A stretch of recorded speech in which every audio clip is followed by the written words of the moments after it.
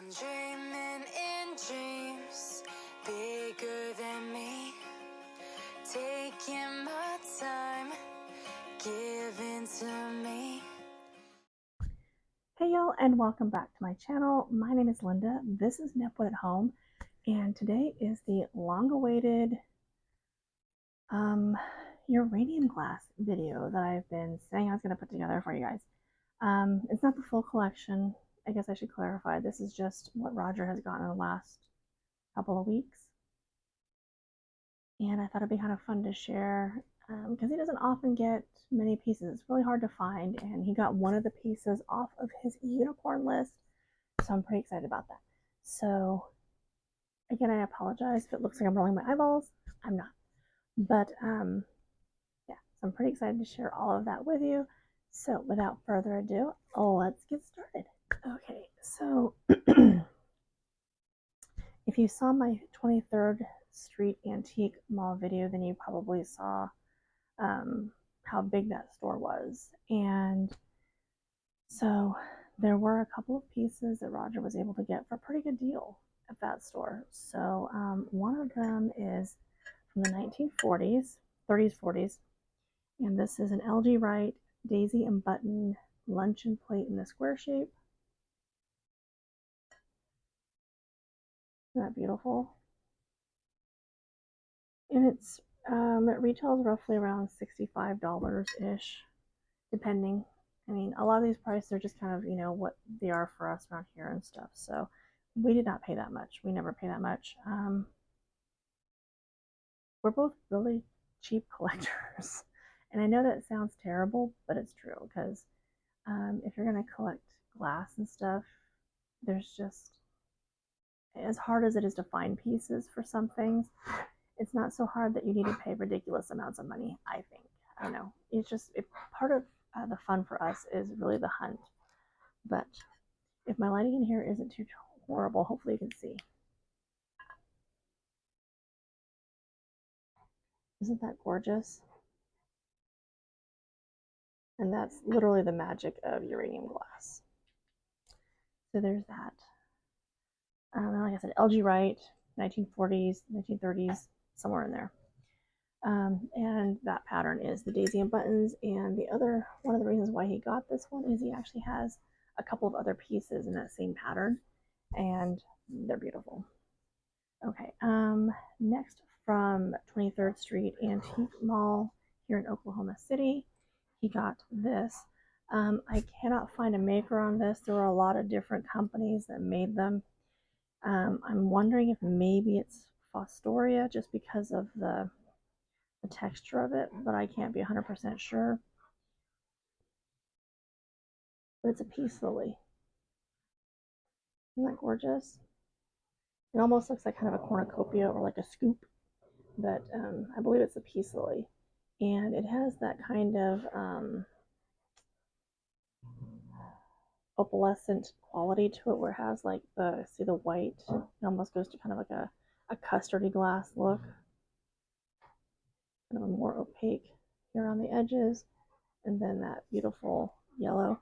Now with uranium glass, it's Vaseline glass when it's yellow, and then you have your normal uranium glass, which is just the green. Yellow pieces tend to, of course there's exception to every rule, but typically yellow Vaseline glass tends to be older than the green uranium glass. And the reason for that is when they started making Vaseline glass, it of course was quite popular, but then people kind of got tired of the yellow, and they noticed that green depression glass was very popular, so then they kind of transitioned to the green. So, and you still had Vaseline glass being made, but typically if you were to take two pieces and they were identical, usually the yellow Vaseline glass would be older than the green. So just for what it's worth, it's a fun fact or informative piece. So here's this one, and you can see how well it glows. Isn't that gorgeous? And it's funny because it's so beautiful regardless, but you add that light to it and it's like, wow. Okay, so this is my piece, or his peace lily. No idea who actually made it.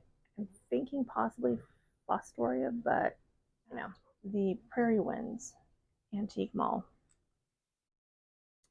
And I had done the video of like the tour of that store as well. So I'll show you that. I'll show you in a sec.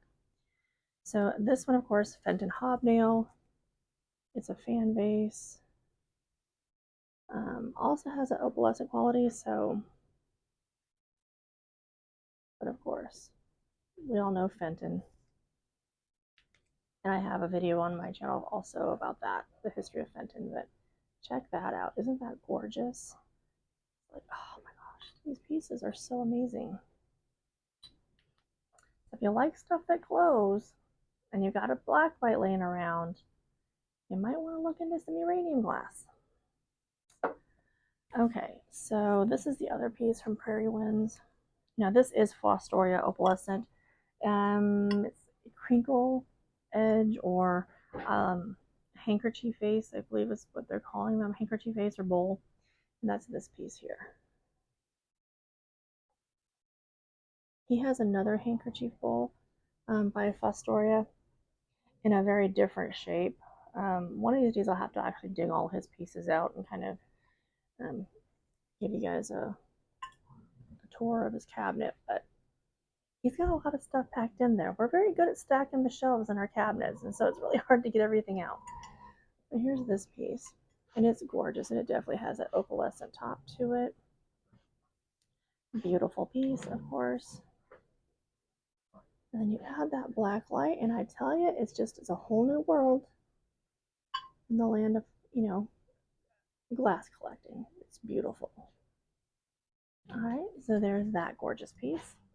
And then I picked up a piece for him at the Warehouse Antique Mall. And he has a collection within a collection. He loves, I'm so sorry if you can hear the dogs again. There's nothing I can do. They just like to play. And make disgusting sounds. Anyhow, he loves to collect souvenir pieces. And they're typically in custard glass. And I think all of his are from the Heisey company.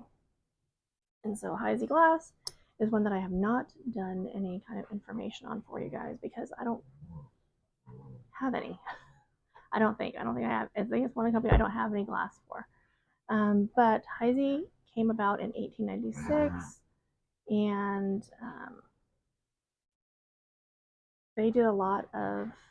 They started off doing pressware, but their pressware was so fine detailed that it looked like it was actually cut glass. And the company itself made it through the 50s, closed the doors for Christmas vacation, and never reopened.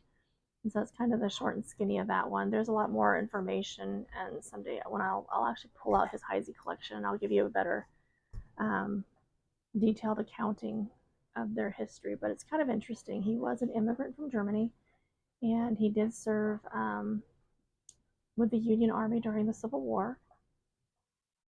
And yeah, it's a pretty interesting, kind of all-American story. So fun there.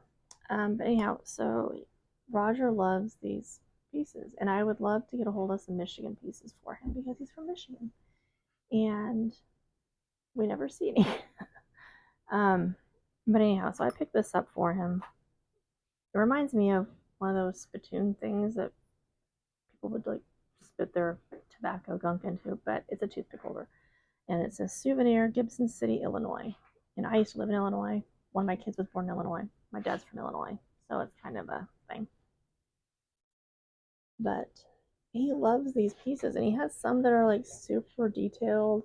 They've got like flowers painted on them and all kinds of other stuff. And then he has a couple that are just plain Jane. When you first look at them, it's like, oh, that's nice. It's kind of a custardy colored, whatever, until you light it up. And he loves these pieces. He really does. And so when I found this one for him for just a few dollars, I picked it up. Now, I have been to some places here in Oklahoma City and was gobsmacked at how much they were asking for pieces of uranium glass. Of course, you know what, like I said, it's harder to find. It's not as common as milk glass, thankfully, because otherwise my collection would be very small.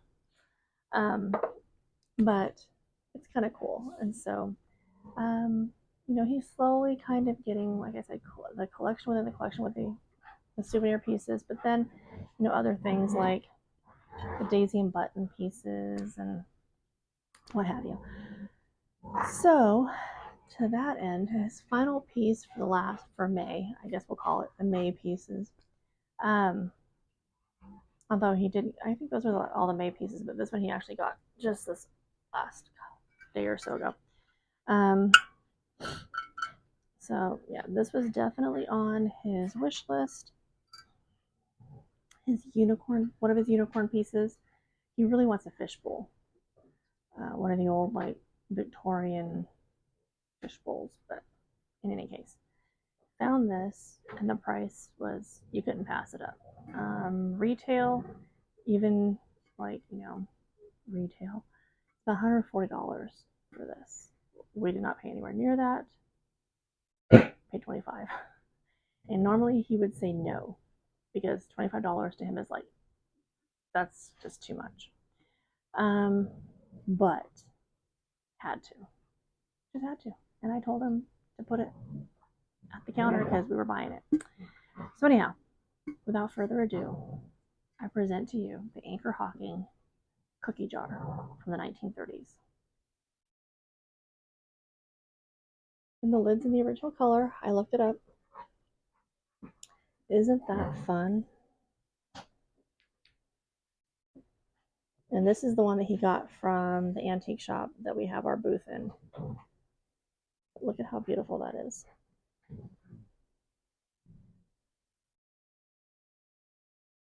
So yeah, he was pretty excited. He carried it around and didn't want to put it down. So yeah, lots of fun. It's definitely a lot of fun kind of treasure hunting for things. And